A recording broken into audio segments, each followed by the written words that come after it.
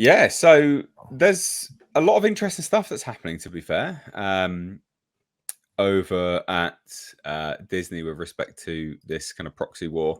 So we got this one from That Park Play. Says Disney proxy battle heats up as Ancora Holdings backs Nelson, Peltz, and Tryon. We kind of covered a little bit of that, but it is important to kind of highlight. And then there's also articles like this from the Hollywood Reporter. Yeah. So when you said sort of there's blood in the water, etc. This is absolutely the case. So I thought we'd cover this first.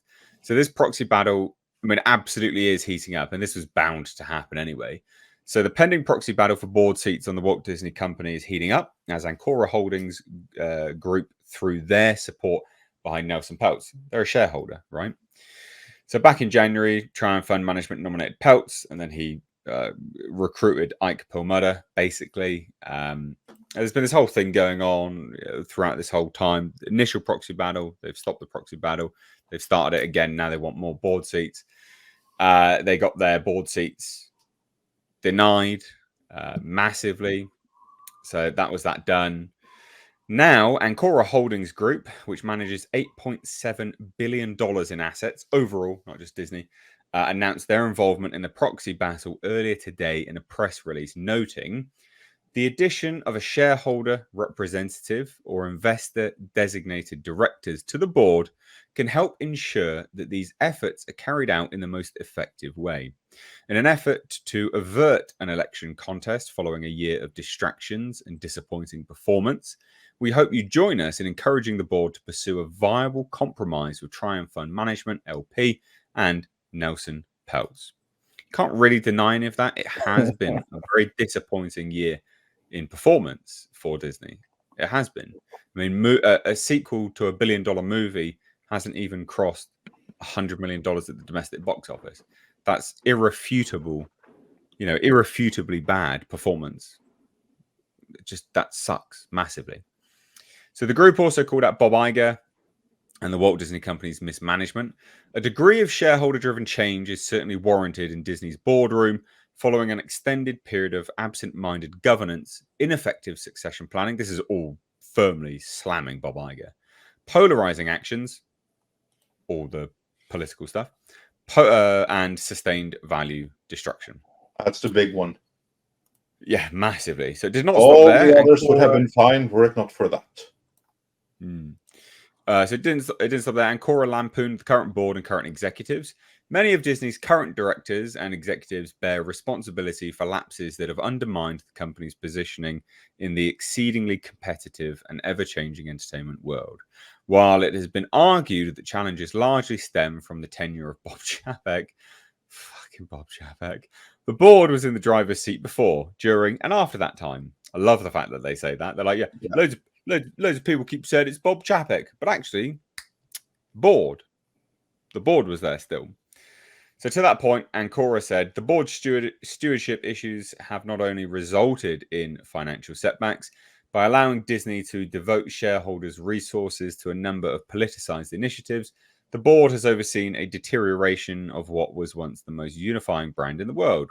The company is increasingly dividing rather than delighting a growing number of consumers. And that is true, demonstrably true. You get political anytime. Like I genuinely, no one watching this knows my actual personal politics and where I vote. It's there are certain rules, generally speaking, you don't get overly political with things because you will always divide people.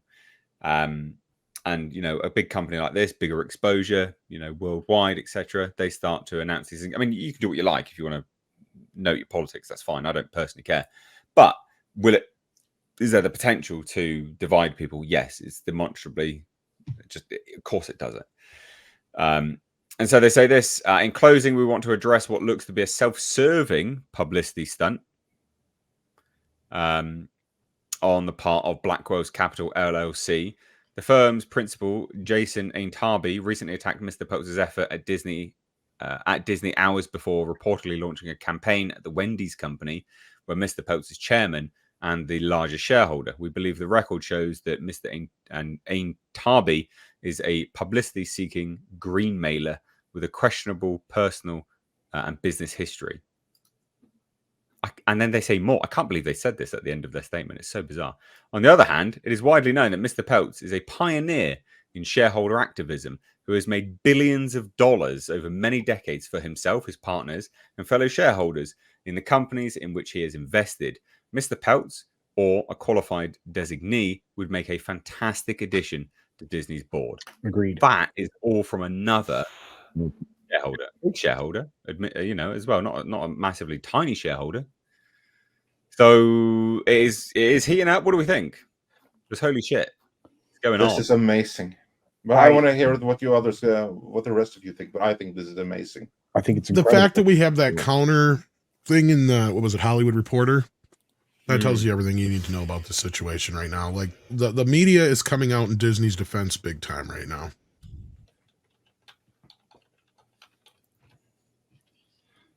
I mean, look, I mean, you're seeing the status quo conversation around this, the people that support their political activism, obviously through PNC Media, which is Hollywood Reporter, but you're also then seeing the other side of that equation, the people who actually have, skin in the game, money in the game, and want to preserve Disney value and shareholder value. It's an entirely other, amazing thing. And look, one of the elements in that particular Ancora letter that went out to, folks that have money with them, was a very important fact that nobody seems to understand right now. According to a recent Axis Harris poll, the 100, Disney is now the 5th most polarizing brand in the world.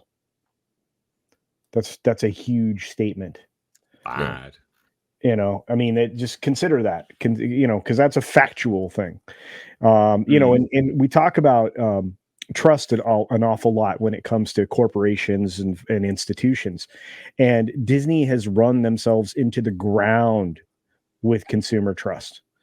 So yeah, this is gonna be a thing for a while, and I have a feeling that you're gonna get more and more people rallying around the side of replace this non-functional board. Because again, I mean, who's the chairman right now? Well, that's the guy that came over from Nike who, happens to enjoy forced labor in a particular country. Yeah. I mean, we can go down, this road. It's not going to look good for a lot of these people because they don't really have industry experience. And that's why they had to bring somebody in that actually had some kind of experience.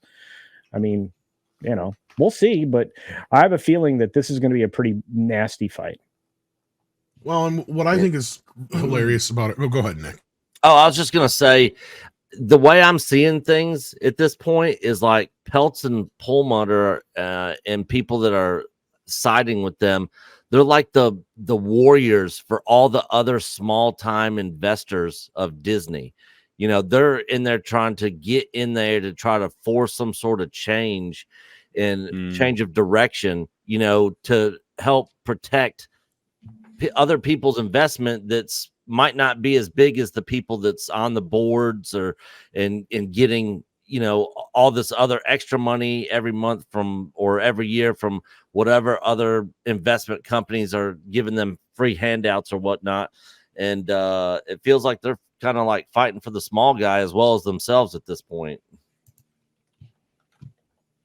Yeah. And I mean, if you can share this here, what I got here, this was that deal at the Trump rally.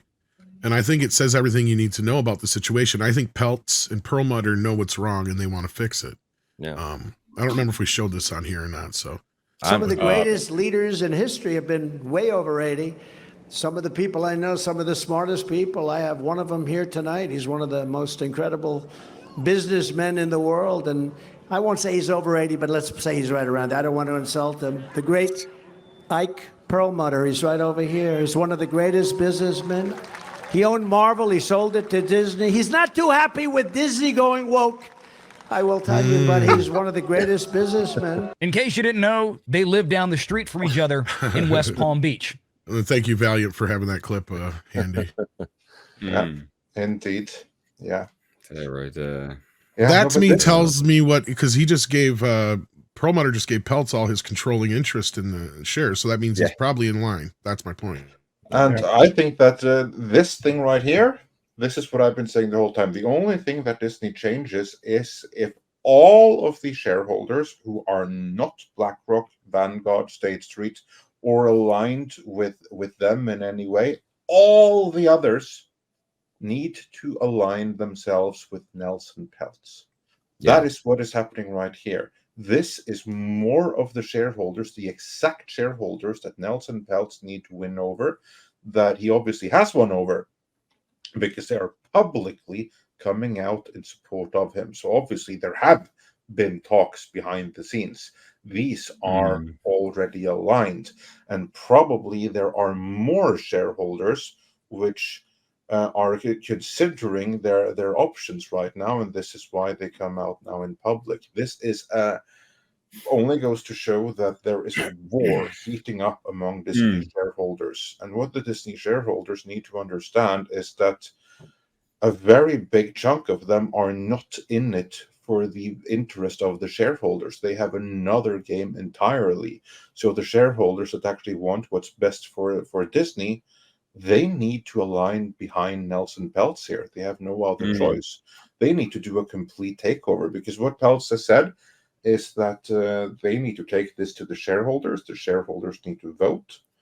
And by that time, they need to have solidified their position to the point that even though the biggest institutional ones are with Iker, all the others are going to be many enough to force Peltz on the board and to force change that way. That's the only way meaningful change will come to Disney. Yeah, you have to. Well, you're almost infiltrating the rot, basically, trying to sort of cancel it out with something that's not rotten to its core. Well, and it's funny because Disney exposed themselves just a week ago or so with their that 10K filing to the SEC, which is a required filing, and they outlined their risks and the things that were, that were damaging, their reputation and their appreciation. They know what the problems are. No, they and I said it before, I'll say it again. They have no plans to solve them. They have no plans to change course. They have no plans to prop, the public support up again. They don't mind being a very divisive entity now. That's insane. It is madness that they're happy just to keep going down that path, continue on, time and time again. It doesn't matter. It's fine. It's fine. Everything's burning around them. Oh yeah, everything's fine here, guys. Nothing to see, nothing to look at. Yeah, that's my favorite little. I think hold on. Yeah. I think I actually have that. There you go. Do you really? Oh yeah. Yeah. Oh yeah. Don't worry about it. No, it's fine. This is all good. All these lawsuits, don't go away. Don't worry about it. Yeah, what are you guys talking about? Everything's good here. What lawsuits? What are you on about? It's fine. Okay.